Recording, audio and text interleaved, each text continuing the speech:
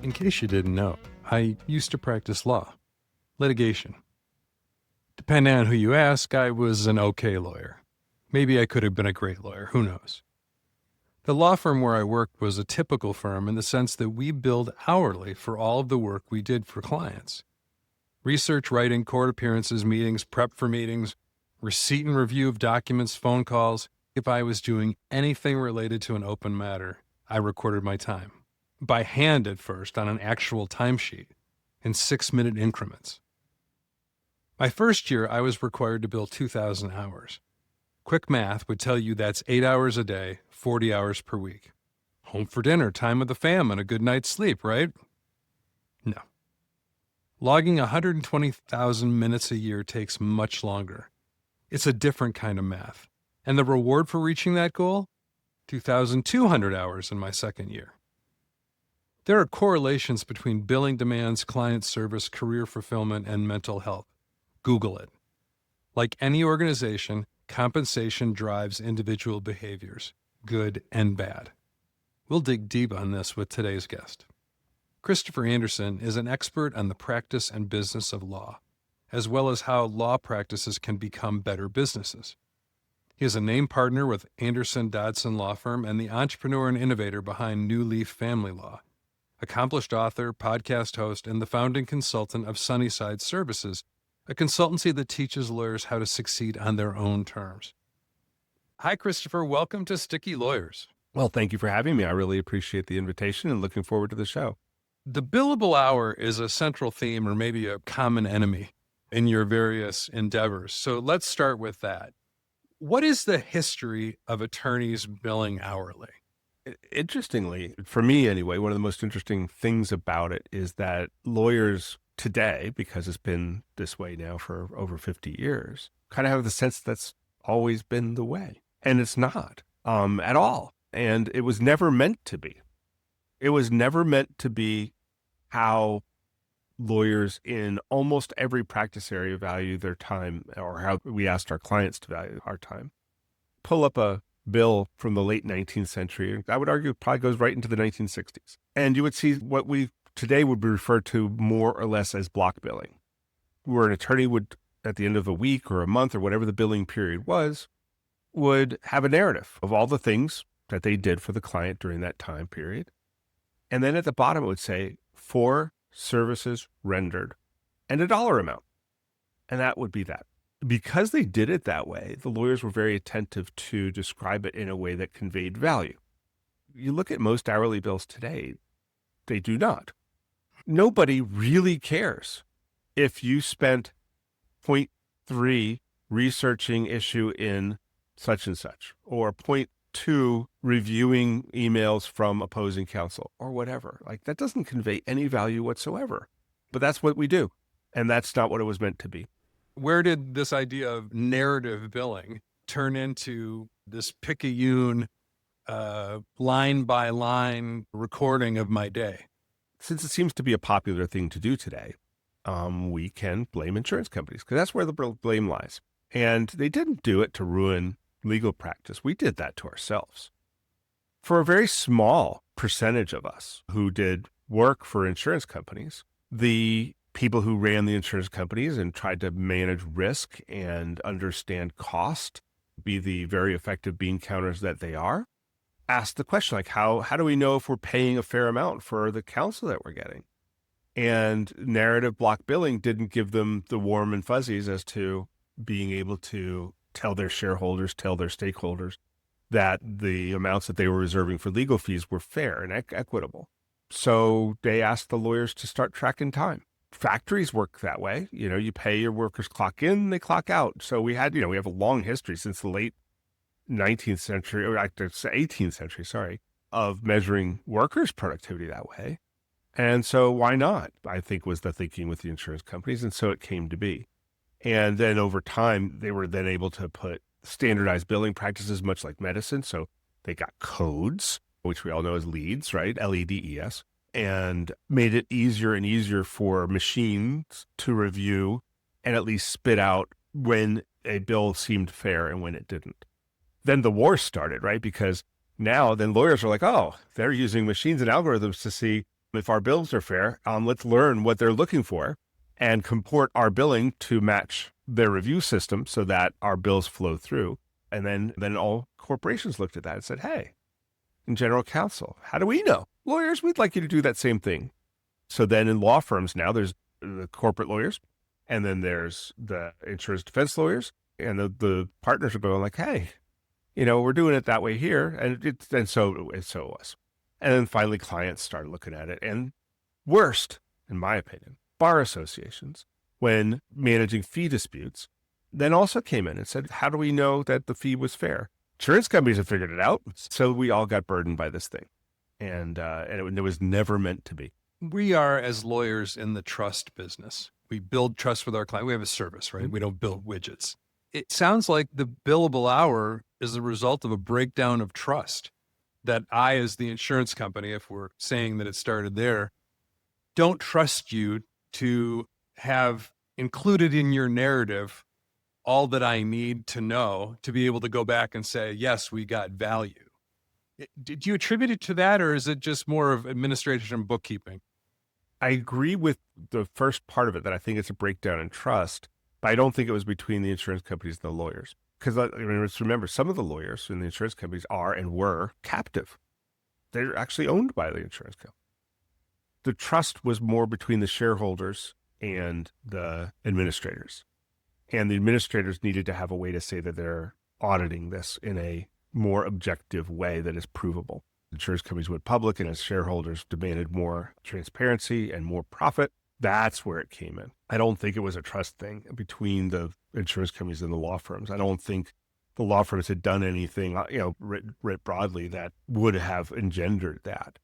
If the billable hour is the cause, what are the effects? What are the consequences? What behaviors does it incentivize and reactions that it elicits? Right. So it's horrible, right? It's absolutely horrible. And, my practice, just, in full transparency, is almost entirely focused on consumer facing law, right? Our clients, my clients, have almost all been people. Early in my career, I did some more business work, but you can look at it from the corporate side, from the consumer side. It's all the same. You said lawyers are in the trust business, but I think what lawyers really are in the problem solving business. And in a real sense, as far as consumer law, in the life betterment business. And all of that is frustrated by the billable hour, because what clients hire me for is to make their lives better. And you might say they hire me to solve problems, and hire my firm, hire the people that work in my firm to do those things. Problem solved has value. And one might even argue that, because we can't promise results, so I can't sell problem solved most of the time. So what you're really selling is peace of mind that the best opportunity to solve the problem in a way that's favorable to the client will be achieved. That's the value, right? Moving the client from the place they are to where they want to be, or to have the best chance at where they want to be. And in that distance between those two places lies value. And the billable hour says, no. How much time it takes the lawyer to do this is value. And that puts now the lawyers and the client measuring value in different ways. I venture to say that there is not a client in the history of the world who has ever said, you know what I really want? 0.3 hours of an attorney's time. I just want to talk to an attorney, or make an attorney do something for 0.5 hours. So, and then I'll pay for that, because that's cool. When you go to a restaurant, they're like, how long did the cook spend cooking my meal? When you get a surgery, how long is the surgeon cutting me? These aren't questions we ask. In consumer law, it's even worse, because you're dealing with relatively unsophisticated consumers of legal services. And I don't mean that you're unsophisticated if there are some of our clients out there. You're unsophisticated. You don't have a history of consuming legal services all your whole, like the general counsel of a corporation does, right? They are very sophisticated users because they've done it a lot. In consumer facing law, then, where you're being paid by the hour, the lawyer has an incentive. Everybody's going to get up in arms here that we're ethical. This is a profession. We don't do this. And I'm not saying we do. But the fact that whether we do or not does not change the incentive. And there is an incentive to make the case more complicated, to introduce more drama, more friction, more conflict, because all those things add time to the case. And while I believe 99.9% of lawyers are very ethical and really take their oath very seriously, they're also almost 100% all human beings. And human beings respond to stimuli. And when the stimulus is make things more complicated, make things more dramatic, make things more conflictual, I mean, all you have to do is look at how cases are litigated to answer the question about whether that's what's happening, right? Yeah. That's not in the client's interest. And then flip it. As a business owner, which if you own a law firm, you are, whether you like it or not, there is extreme disincentive to be efficient. I was just having a conversation this weekend with a lawyer who, is trying to and wants to really adopt ChatGPT and large language models into their practice. They said, I asked it for a memo on a point of law, and I got it back in 3 minutes. And it was excellent. How do I bill for that? And, that goes back to the old adage, the ship is stuck in the harbor. And the company that needs to move the cargo, they can't get the ship out of the harbor because the giant engine won't start. They finally call in this guy, and he walks in and looks at the engine, smells it, touches it, feels it, listens to it turn over and not start, and takes out his big hammer and whacks it in just this specific spot. And boom, the engine roars to life. And he says, that'll be $25,000. And the captain or the company or whatever looks at him and says, $25,000, you were here for like 6 minutes. He's like, yes, 6 minutes and 30 years of knowing exactly where to hit the machine. So knowing exactly what to ask ChatGPT, knowing exactly what to ask the large language model, in our measure of hours, that would devastate the law firm and disincentivize that lifelong learning. Bringing efficiency to the practice is disincentivized. So, I think with those two examples, you see like what the billable hour is doing, right? It's misaligning us with the business. It's misaligning us with our clients. And that's why my podcast is called The Unbillable Hour. That's true. That's true. I guess I'm also curious to get your thoughts about the impact of the billable hour on attorneys themselves. There was an ABA article in May. More lawyers report billable hour pressures affect their mental health, survey says. I have a couple of talks I do where I start with the number on the board, and that number is 168. I just put it up there. I don't say anything about it. And sometimes I'll even go 5 minutes into the talk without even talking about it. Just have it there hovering there, because that is the reality. That is the only truth, that everything in our universe, everything around us is available to us in infinite quantity, except that number. And for our listeners who haven't figured it out yet, that number is 24 times 7. It's 168, the amount of hours we have in a week to eat, poop, sleep, and bill for our law firms. That's it. Nobody gets more. Nobody can go to the bank and buy some more of these. But in business, outside of law, we can't, because we can use all the other things that exist in infinite quantity to buy time.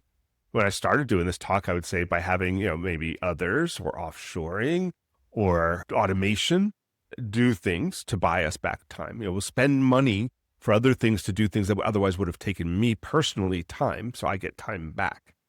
Mm-hmm. And now we've got artificial intelligence to add to the mix, to give me back time to do what with? Well, to do things that cause me joy. That's one good thing. To do things that bring my clients more actual value. But boom, you run smack into the billable hour. I want to bring clients more value, but the way we think about things, that means I'm getting paid less to bring more value. And that's against all the laws of business, right? When you provide more value, you should be compensated more because it's worth more to the client. So think about this, right? There are these efficiencies. So now I'm actually probably trying to start churning out more work more value for the firm, for my clients, in that same billable hours, which means I'm getting paid the same. So now I'm not only running into working, burning myself out that way, but now I've also got this cognitive dissonance going on where I'm doing more, seeing more value, and yet nothing's coming to me. And I just see it getting worse exponentially fast, which leads to stress. This is not good. And then the billable hours at the root of this. It's become a measure of worth. Yeah. Of attorneys. I'm as good as my hours. And subsequently, what those hours bring in dollars, of course, hit that number, and that's either going to move me towards partnership. Hit that number, and it's going to hopefully give me some more benefits in my life, financial or what have you. I want to go back and talk about your artificial intelligence comments. Not only is it seemingly against or at odds with the billable hour, but there's so much written in the legal press against AI. We only hear the bad stuff. Right. We hear the hallucinated citations in the brief and what have you. Yet we also see that Harvey, major player in this space, went from 0 to 100 million in 3 years and owns a good chunk of the AmLaw 100 and is going down market as we speak. Right. Is that going to be the disruptive thing, or is it going to be more like people like you and the firms that you're running and advising and changing from within? I won't speak about you. I'll just speak about me. But I've been here long enough that I have experienced all the waves of the things that were going to be revolutionary to the practice of law, that were going to change the way we do everything. And I'm not saying AI is not, but to me, it's a continuity of things that have changed us, have changed the practice over time. It's not that long ago, 40 years ago, where when you had an interesting question that you had to solve for a client, you had to head to the library. And the firm spent enormous resources, both in preparing them and then the lawyers reviewing these case notes all week, all month long, as new things were decided, as new cases came down the pike. We just read. Of all the stuff we're reading, somebody's preparing it. And so we're paying for that. I was there when we went for the library, and then you could go to a Lexis terminal and look some stuff up. And then you got CDs. You could have the CDs and have it in your office. You didn't need to go to the terminal anymore. And then the internet and so on and so on. And all these efficiencies kept coming in, right? We were able to now wait until we actually have a question and then go look it up. We don't have to learn it all as it happens. We can look it up, which is great because the law is specializing, and reading it all gets harder and harder. I mean, I still remember the debate about whether or not having faxes was maintaining client confidentiality. And I'm sure I wasn't around for, can we really talk about client matters on the telephone? Because there's operators listening, But I'm sure we debated that, right? We must have. And here's ChatGPT. Here's large learning models. For anybody who's really interested in this stuff, they should pick up the Singularity is Near and the Singularity is Nearer. 2 fantastic books. Ray Kurzweil is the author. Help us to understand that this technological treadmill that we're on has been going on for a very, very, very long time and will continue to. But the pace of change is exponential, and actually the exponent of the pace of change is also exponential. We're increasing by double exponent, and by that, Harvey's coming, but Harvey's going to look like every innovation is being replaced faster and faster and faster, and Harvey's going to look like something old very fast. To me, the way we can see that is it's expanding our capability to provide value. It's liberating us bit by bit, piece by piece from all the drudge part of it and allowing us to really exist in our creativity and in our brilliance, whatever that might be for you or for me or for everybody listening, because theirs is all different, which will, again, the more we focus and live in our brilliance, the more value we're creating. But we've got to, like the billable hours out there fighting against all of this. And you might say, well, Harvey, and you said it's in big law. Well, probably big law is going to be the first ones that are seeing it going like, wow, there's a lot of associates I don't have to pay if I use Harvey. And that will bring efficiency to some extent, but at great cost and maybe not greater value to the clients. as opposed to adopting it and saying what we are is problem solving, and we're not machines that produce billable hours. And it's got to happen. I want to switch gears. Your path to and through the law is unusual. What did you study in college, and when did the law enter the picture? When did law school start to make sense for you? Yeah, the answer is astrophysics was where I started in college. So it does take rocket science. Well, except I stopped. But, that's not the usual entry point. I might have continued if I hadn't tried to tackle third-year differential calculus in my freshman year. If I had just waited, I might have persevered. But I faltered enough to look around. And what I really, really liked was solving problems. Sometime during it, I switched and started studying government. And the natural path from there was to law school because it was the place where you could solve problems. I could have gone to business school, I guess. But I decided law school because that's where the more interesting problems seemed to be. I mean, I was an entrepreneur from the time I cleaned swimming pools at 15 years old, cleared snow from people's driveways with my parents' snowblower. So entrepreneurship and all that comes with it was also a big part of me. So when I graduated law school, my first job, I went into the software business, helping in the insurance defense business to build software that helped to analyze mass tort events. But I quickly went back to the legal practice because I liked solving multiple people's problems and not getting stuck on one problem. But there's been an interweaving constantly of business and law and computers and law and, information technology and law throughout my life, whatever I've done. So that's, I think, how I ended up here, because I'm just utterly fascinated by the increasing power to solve more problems more quickly for more people that technology has always brought to the practice. How would you describe your evolution? What lessons did you take from each arena and apply to the other? It's always been a back and forth. I think the biggest one, though, the real biggest one, I have to credit my time at LexisNexis. LexisNexis hired me because I was a loudmouth. I honor them, and I love the people I worked with and the time I spent there. But the main criteria, it seemed, for me getting the job of being a product manager for a new software product was that I was highly critical of their old software products in a very constructive way. And I described the problems that they caused and the solutions that I proposed, I guess, in some way that caught somebody's attention. But then they gave me a fantastic reward for doing that, because they hired a lot of brilliant people, some of whom brought some innovative business practices to LexisNexis at the time. And the one that really just caught my attention was Lean Agile, and all the thinking around Agile and Agile Scrum, the work of lean innovation, and learning about how to think about business in a way. And this was all developed by, Lean was developed by Toyota in the Toyota way, the Lean startup, how to think about business startups in a lean way.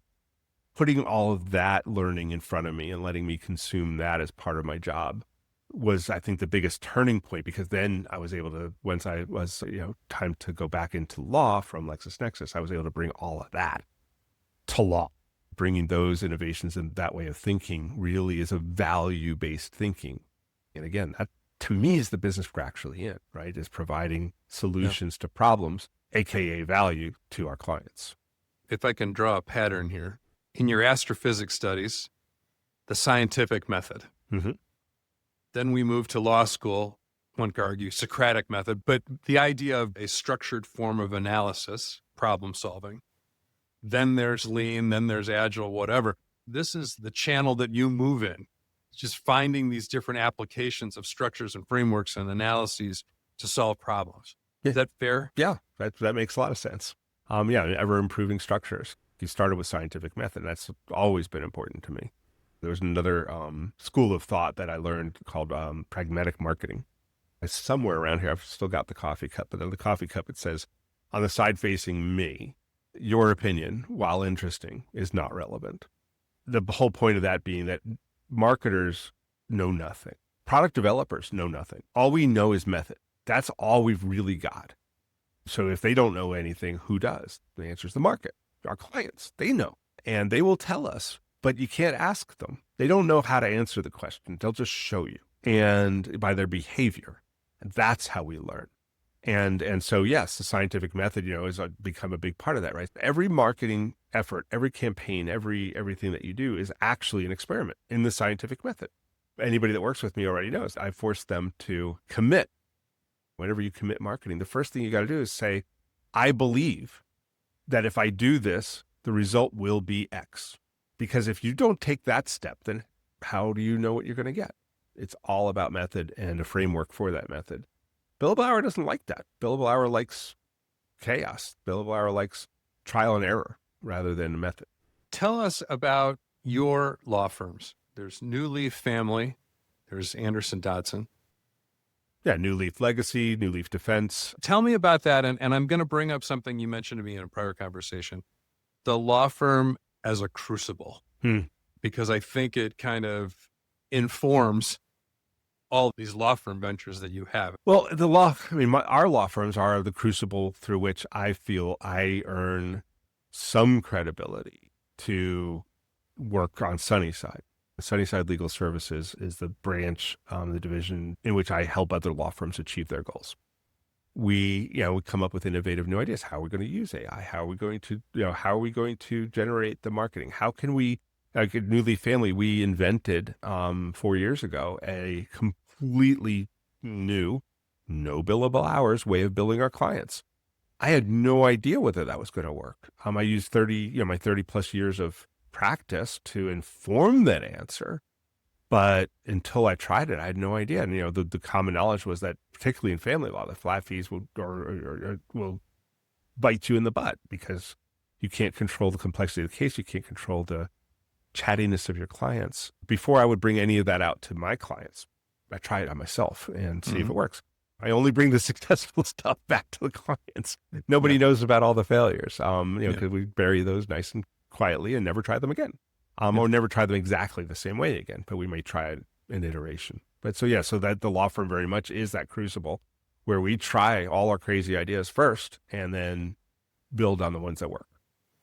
I don't want you to give away secrets or tell the recipe of the secret sauce, but what did you learn in your experimentation in your own crucible that got you to the point of having this system that you could rely on and embed into New Leaf Family? We're just at the beginning, quite honestly, of that learning. But the hypothesis was that the billable hour is not in clients' best interest. And if they're exposed to something different, they'll like it.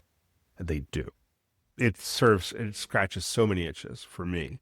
I'm also a big believer in access to justice. The bar requirements that lawyers try to do 50 hours of pro bono work are just never going to solve the problem. There's not enough of us. There's just not enough of us. 50 hours, which, if we were talking about billable hour requirements, in larger firms, that number can be north of 2,400. In smaller firms, it's, can be 2,000-ish. 50 represents, what is that? 2,000, 10% 200, 2.5%. Hey, no math. Okay. 2.5%, right? Our goal, our aspiration, which the bar associations will clearly admit we don't hit, is to do 2.5% more for underserved populations when the actual market of underserved population is more than 100% of what we already do. But if we get more efficient and if we build by value and find ways to efficiency, now we find ways to serve. And one of the things we've found is just by getting away from the billable hour, we're actually serving deeper into the underserved market than we ever thought possible. Just starting to innovate this way, I think, is beginning to solve that problem. And we're looking to solve it more. You didn't talk about it, but I would think that with that business model that you just described, you have people in your firm who are more fulfilled because they are solving problems for clients, but they're also getting personal satisfaction and fulfillment by being able to maybe do that pro bono work, providing access to justice, having a life outside the law. So this alternative approach you have, not the billable hour, is also a recruiting tool? Absolutely. Yeah, because, we take on a client and we give the client a billing system that's not focused on the hour. And then we come up upon something that would normally be cost prohibitive for that client in the amount of hours it would take and the amount that we'd have to bill for it. But our lawyers can just go ahead and solve that problem. And the client will go ahead and pay exactly what they'd committed to pay at the very beginning of the case. It empties out that frustration for both the client and for the lawyer. And just the knowledge, I think, that we're helping more people that are otherwise unserved in the marketplace is really powerful for our team. Do a lot of our lawyers work really, really hard and really long hours? They do. But they're doing it from a different place, not because we've hung a huge billable hour requirement over their heads. We still track hours, just a full disclosure, because not every client is always completely happy, and the bar still wants to be able to evaluate whether, under the model rules of professional conduct, whether we our billing is fair, and the best measure that they have still is the hour. So we still track it, and for business reasons, we track it as well, right? There's no other incentive to it, and billing more is not incentivized in any way whatsoever. You started to mention the additional new leaves, if you will. New Leaf family, you and I have had the chance to talk about that, and that is family law. New Leaf legacy is estate planning, trust, and probate. New Leaf defense, criminal defense work. Those are the currently active brands, and New Leaf bankruptcy is in the offing. And as we branch out to other states, that the New Leaf part of it may not be the brand going forward, but the concept of having a consumer set of brands is very much so, and solving problems in an efficient way is what we're all about. Does the New Leaf family model structure work for New Leaf legacy and New Leaf defense, or are you tweaking and adjusting for those different types of practices? Yes and yes, right? Yes, it works, and yes, we're tweaking and adjusting. Because in some part, estate planning, the more accepted model, is actually a flat fee model that's simpatico with us. And we're still adjusting it and helping clients, maintain the estate plan in ways that fit more in the New Leaf model. Criminal defense is also traditionally a flat fee model. So these have been easier to expand into because they already have at least some thought. And so in estate planning, efficiency has been rewarded for a long, long time. And there are wonderful organizations out there who provide estate planning lawyers with updated, constantly made current and adapted to new laws, model estate plans so that the lawyers are confident without having to spend half their week researching and learning. They're confident that the products that they're delivering to their clients are up to date and up to speed. And because they don't have to put as much time into them, they can, again, hit that market where it needs to be as they solve these problems. So it's easier, quite honestly. Family law has been the hardest one to tackle, which is why we went after it first, because that's my nature. We're just doing it in such a tremendously different way that it's a great model for other practices as well. Speaking of your nature, one can easily glean that you are a lifelong learner. You said that you are also a teacher. When did Sunnyside Services, when did the idea of now consulting to other law firms, one might say the competition, when did it occur to you to take your learnings, your wisdom to other law firms? I always have. I think it occurred to me because I'm a bad student. I find it very difficult to find motivation to learn from me. I love learning for other people. And so having clients, having other law firms, having other people's problems that require new and interesting and innovative thinking does more to motivate me to keep that lifelong learning going than doing it just for myself or my own business.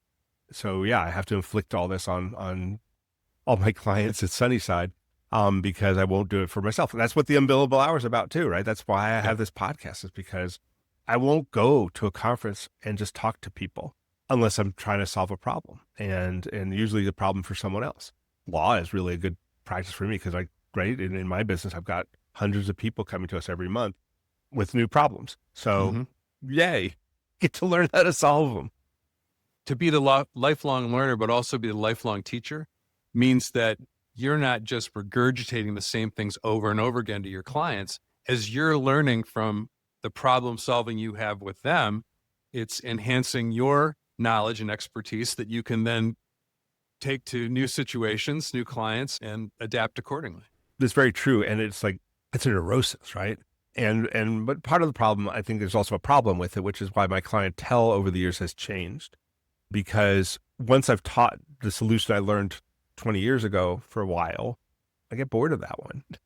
And I'm looking for bigger, more interesting problems to solve. And so my clientele has changed to one that has been evolving into ones that have bigger, more interesting problems to solve. When approaching a new client, there's the assumption you know nothing because you have to learn from them. Yeah.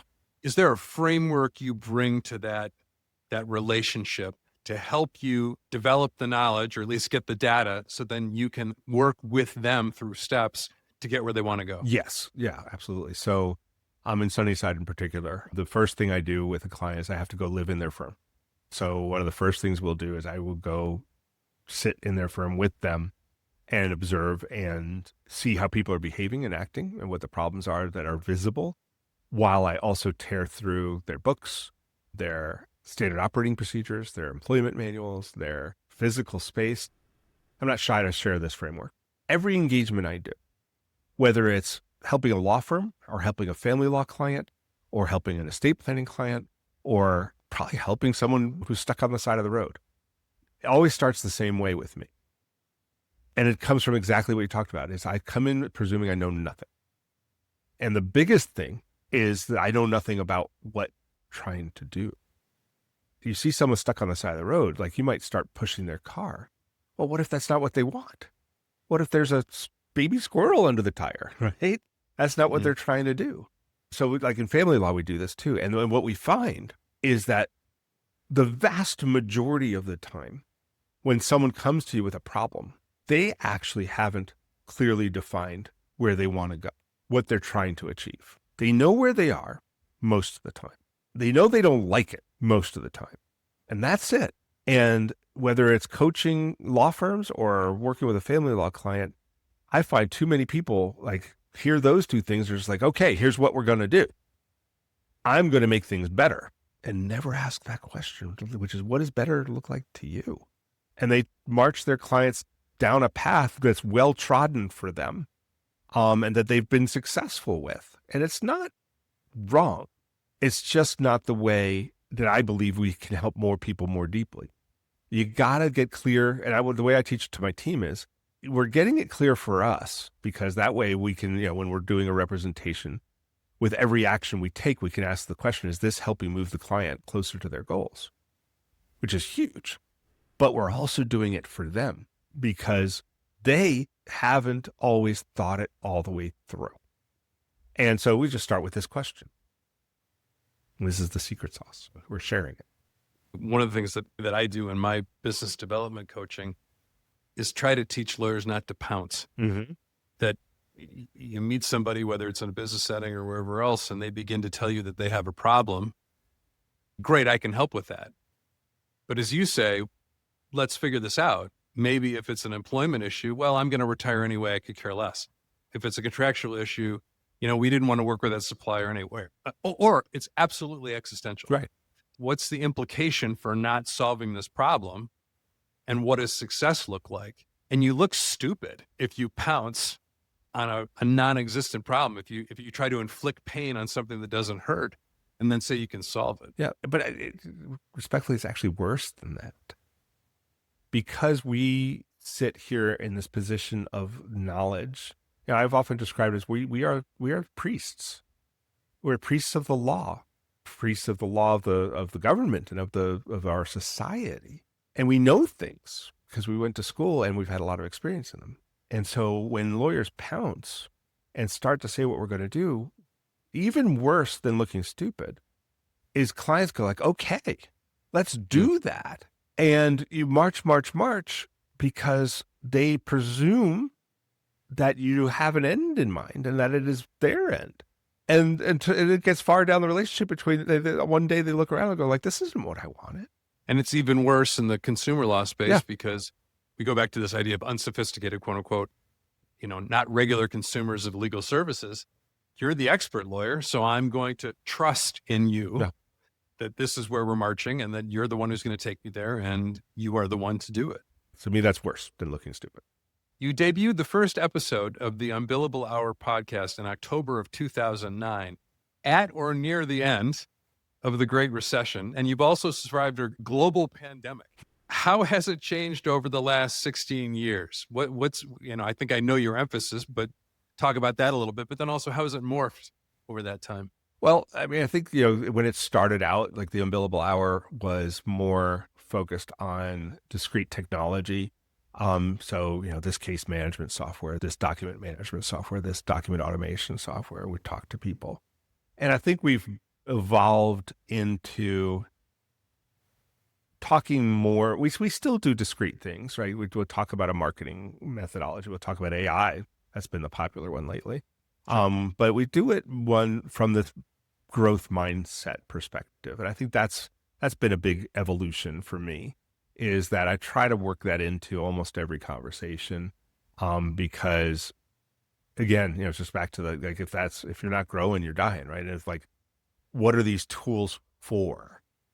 Like, I think we've moved away from the idea that with technology, more is better. And that, let's just get some of that document management and sprinkle that onto the firm. That'll be good. And more into a more holistic and, is this going to help you get to where you want to go conversation?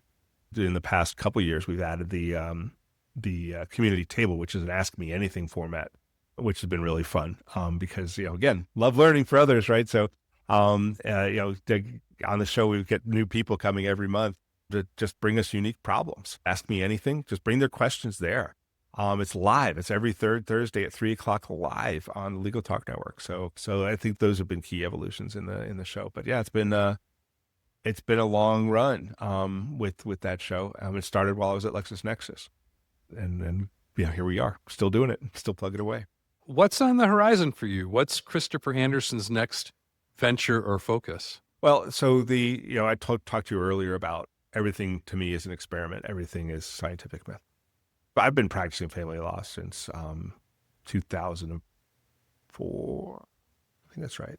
And law since 1996. We started New Leaf Family as a completely new experiment, clean sheet. We started a law firm. So what were the criteria I needed in order to prove that this model was successful?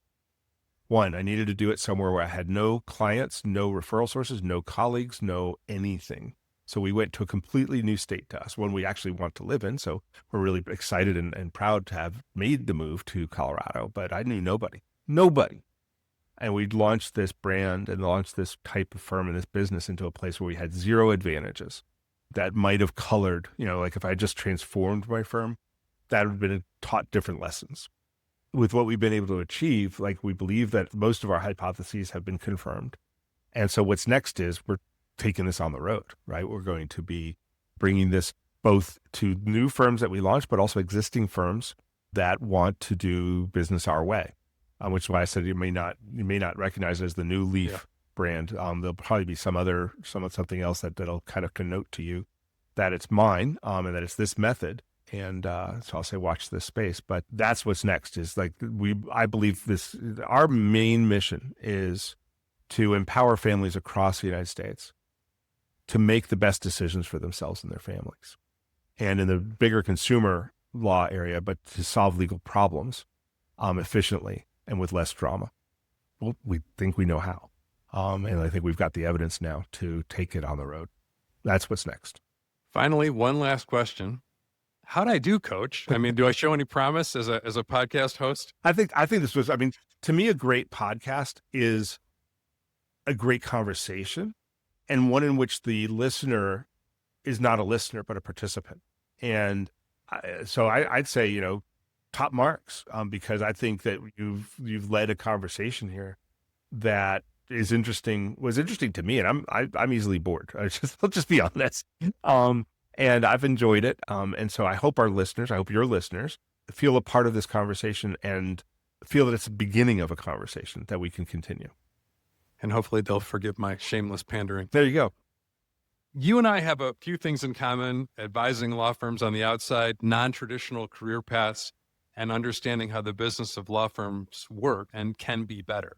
Thank you for sharing your time and insights with me. This has been, it's been a pleasure for me. It has been a conversation as opposed to a speech. So thank you. Thank you. No, I've enjoyed being on, and yes, you are a very good host. So thank you very much. Thank you.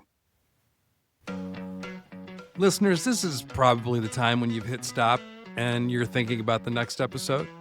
But if you're still here, can you please take a moment to follow and subscribe to Sticky Lawyers wherever you stream the show? That way, you'll automatically get new episodes without even thinking about it. Pretty simple. Until next time, I'm John Reed, and you've been listening to Sticky Lawyers.